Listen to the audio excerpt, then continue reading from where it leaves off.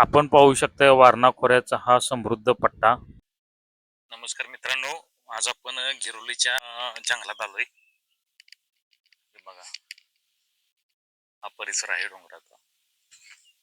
हे फॉरेस्ट विभागाचे रेंजर आहे.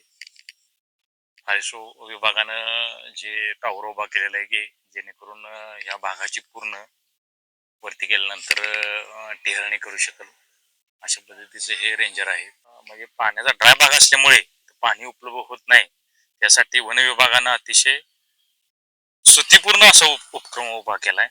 या ठिकाणी आपण पाहू शकता की 2-3 ठिकाणी असं प्रत्येक ठिकाणी वन्य प्राण्यांसाठी पाण्याची सोय वन विभागाने केलेली दिसते. आपण जे वन विभागानं जे टॉवर उभा केलाय टेहळणी करता तिथं आपण जाणार आहोत. भरपूर उंच आहे.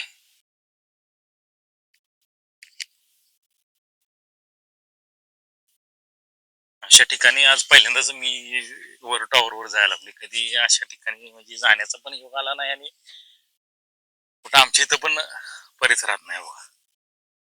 आपण पहिल्या टप्प्यावर वरनं जाऊन बघूया नेमकं काय भान कसं दिसतंय वरचं लोकेशन आणि इथून दिसणारा वारणा परिसर कसा दिसतोय. अरे बापरे, भीती. अतिशय छान दृश्य आहे. तुम्ही पाहू शकता हा ज्योतिबाचा डोंगर आहे. त्या तिथं पुढे दिसणारा हा पन्हाळा आहे. पन्हाळा किल्ला, पन्हाळा पावनगड आणि यानंतर वर्ण बघा हे पूर्ण वनक्षेत्र आहे.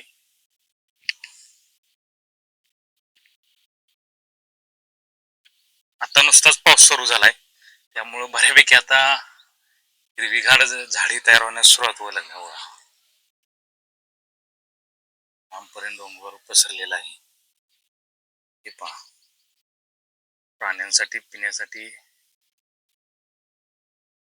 हा तलाव झाकली गावाच्या हद्दीत येणारा हा तलाव आहे. हा समोर दिसणारा पूर्ण पट्टा हा वारणा परिसराचा आहे.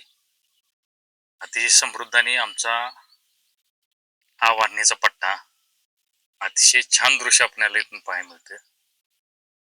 बघाला मित्रांनो, या वाटेने कधी जाण्याचा आपल्याला योग